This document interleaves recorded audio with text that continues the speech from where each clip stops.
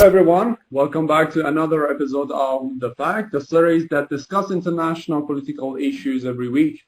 Today we would like to talk about impeachment inquiry, which is Donald Trump is facing in the United States of America, and we would like to go into details with two respected guests from USA and England. We have Ms. Cindy Sheehan. She is a journalist, political, social, and anti-war activist from USA, and also Mr. Patrick Henningsen. He is also a political analyst and commentator from UK. I would like to welcome both of you to the program. And I would like to start with the first question, which is basically the main reason behind this impeachment inquiry and the questioning that is actually going to be done at the President of the United States of the America. So, Ms. Cindy Sheehan, would you please explain about the possible reasons behind? I definitely, thank you, Ali. I definitely, looking at this from someone who is neither a Republican or a Democrat based here in the United States, an alternative political voter, activist. I have run for office several times. So looking at it this way, I think that it is absolutely partisan, politically motivated. I think that Donald Trump has been immensely unpopular from the Democrats and liberal politicians and voters since he came into office. And, you know, for the record, I'm not a Trump supporter. I'm not a Trump fan. But looking at this from in a nonpartisan way, I think that he will be impeached by the end of the next week. Then it will move to Senate, which I don't think he will be removed from office because since it is a sharp political divide. But I think he is being investigated. And it's why has Trump faced this inquiry? And of course, looking at it as someone who's not a Democrat, not a Republican, I think that it's purely politically motivated. It's almost sharply drawn along partisan lines. Of course, there are a few Democrats who don't support it, a few Republicans who do support it. But when you are looking outside of the political realm, a lot of people see this as purely partisan. And so I think Trump is facing this inquiry because he has been very unpopular with the Democrats and with the Democrat and liberal voters since he went into office. And of course, I think it's also to foster what I believe is a false paradigm of Russia being involved in our elections, of Trump refusing to be more belligerent with Russia. And that really bothers the Democrats and the Democrat voters because, of course, their candidate, Hillary Clinton, would have been, I think, far more belligerent with Russia and, say, North Korea and things like that. But even looking at Trump as the president of the United States, he is a political outsider. He literally came from nowhere. And he has been very inelegant about the way he runs the country. He has questioned the CIA, the deep state, the FBI, which is something that political insiders like Nancy Pelosi and her ilk deeply oppose. And so my question to her, I ran for office against her in 2008 because she refused, even though there were dozens of potentially impeachable offenses against George Bush, she refused to institute an investigation against him. And now why is she doing the same thing against Trump when there has been very two narrow articles of impeachment? And I believe that he will be impeached by the House of Representatives, probably by the end of this coming week. But looking at the comments of the leading Republicans in the Senate, there's a very, very small chance he's going to be removed from office. So has this just been a colossal waste of time to distract from other more important issues? Okay.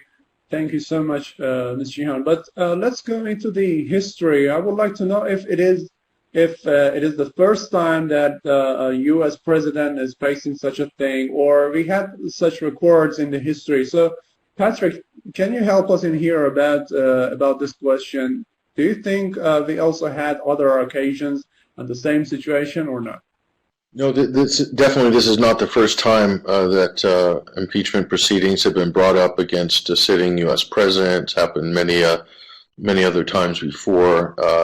The first one that comes to mind, the most famous, of course, is Richard M. Nixon, former President Richard M. Nixon. Then you also Lyndon Johnson, Bill Clinton. There's a few other examples of this, but in most cases, I don't think it's very easy to remove a sitting president from office via the impeachment process. And certainly that didn't happen in Nixon's case, nor did it happen in Bill Clinton's case. In Nixon's case, he resigned, and there's a number of reasons for that. He's forced to resign, in fact, to contain potentially a wider scandal. And in the case of Bill Clinton, he wrote out the last years of his term, even though the process did immense damage to his reputation and maybe to the party's reputation somewhat. But as Cindy rightly pointed out, articles of impeachment have been raised. He will be impeached in the House, no doubt, along partisan lines. The Democrats have a majority. So in that sense, it's very much a partisan political effort. And over in the Senate, when it moves to the other House chamber of government in the United States, the U.S. Senate, the Republicans have the majority, and they've already made it very clear that it's going to end there. It's going to die in the Senate. But I think through the campaign, through the 2020 election campaign, Democrats will claim a victory.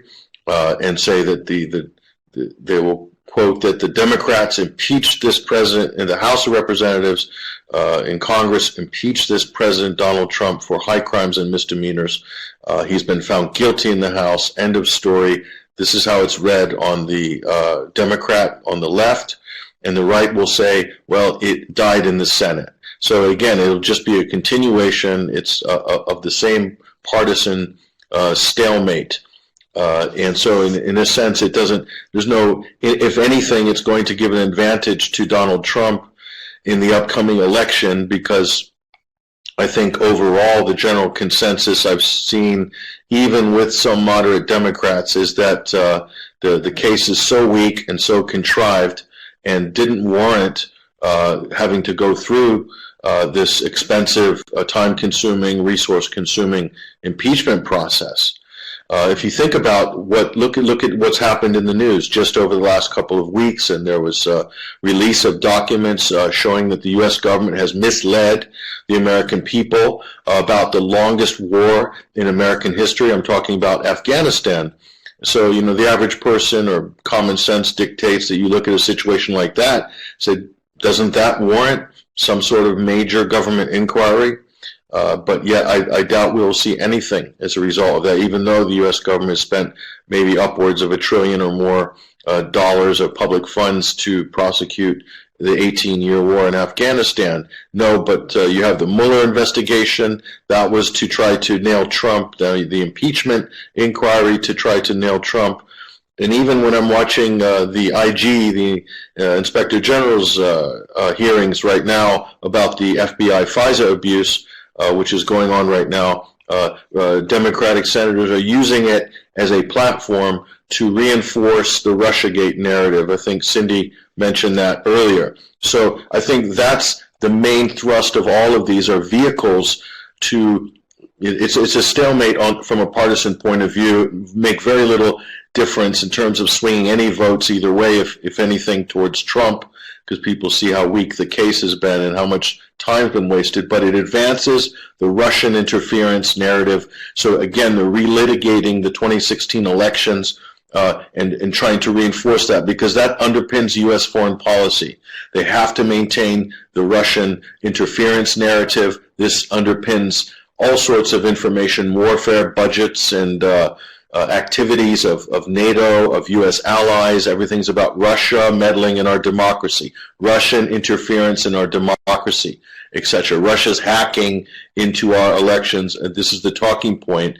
And all of these vehicles, all of these trials, hearings, investigations, all they do is advance that agenda forward and make sure that that's the cornerstone of the new Cold War. And so even though there's no evidence presented to date that Russia has interfered in the 2016 elections, and in fact, a New York District Court, I believe, ruled. Okay, so that's kind of a question that's up in the air. I just want to go over his charges, and so if we know what the charges are, then maybe we can extrapolate from them what are the questions going to be.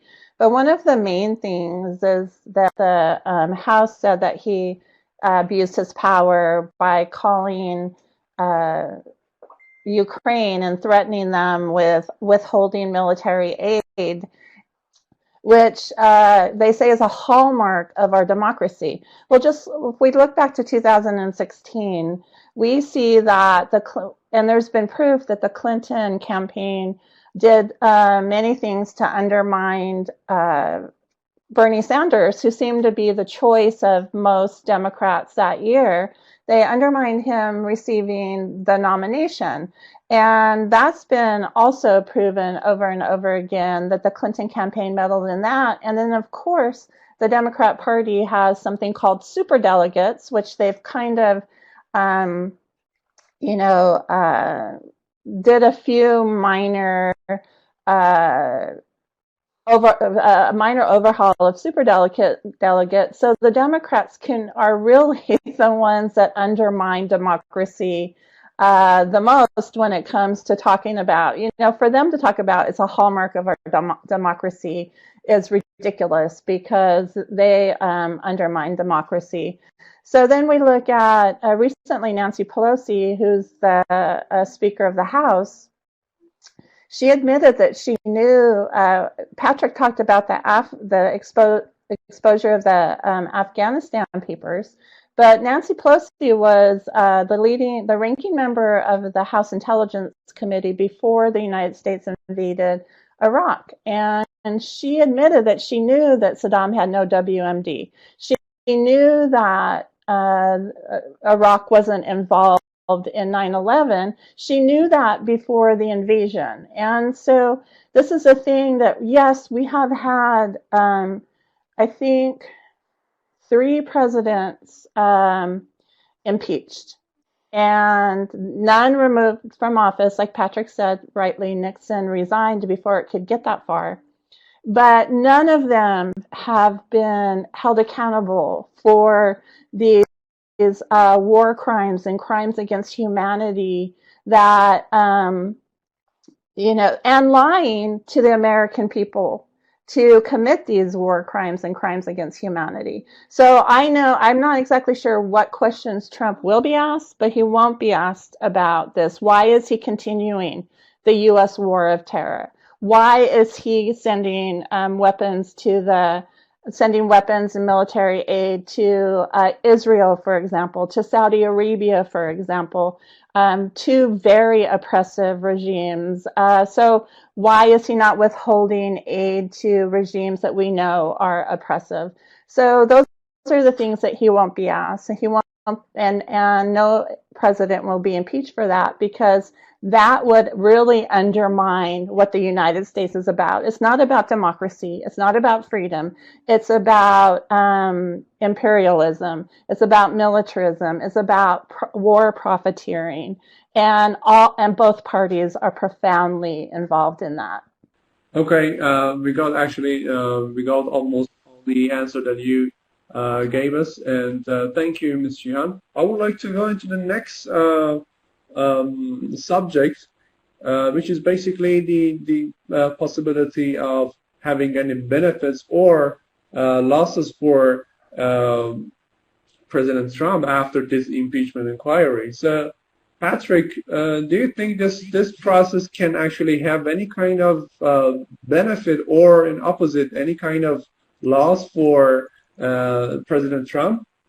Yeah, I think by the end of this process, I don't think it's going to hurt Donald Trump at all. Certainly with any of his voters, any of his supporters, they're not going to change their idea to support the Republican Party or this president based on what's been presented so far in these impeachment hearings. There's absolutely nothing that's going to damage his support base. In terms of what he might gain, however, I do think that the whole process, it's been so partisan and one-sided. They haven't allowed the Republicans to call any witnesses. They have debriefed all their witnesses in private before the hearings began. I'm talking about the Democratic chairperson Adam Schiff. So that doesn't seem like it's a very fair process for the person who's being impeached. Plus the whistleblower, the quote whistleblower who started all this from the beginning, is being kept secret, so no one can ascertain his political affiliations or motivations and so forth, although his name has already been leaked online and it's quite well known to everybody in Washington, and he does have a relationship with the Bidens and is absolutely partisan. And I think that's probably why they want to keep it. They want to keep it secret, is because it would be hugely embarrassing and kind of discredit the whole process. But that's beside the point. And so I think it'll fire up Donald Trump's support base. He'll be able to claim victory, saying they tried to impeach me, but look, I'm still standing here on this podium right now, talking to you, whatever, 5,000 or 10,000 people in some stadium in July or August, as they're heating up on the general election campaign trail. So I don't think it's going to help him. It's just another notch in his belt going into this election cycle. So and I think I think it shows that.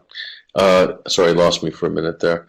I think it shows desperation on the part of the Democrats that they would try to impeach him on something so spurious as possibly holding up military aid to one of the distant countries, client states of the United States, that somehow threatens U.S. national security, or that he's doing it as a quid pro quo to investigate his political rival, Joe Biden. So it was about Joe Biden's son, Hunter Biden. Thank you again for your time, and thank you for the informative and fruitful discussion and answers that you have given us. I would like to have you again on this program in next episodes, and hope to have it again with other subjects concerning international issues. Thank you, again, Ali. and Goodbye.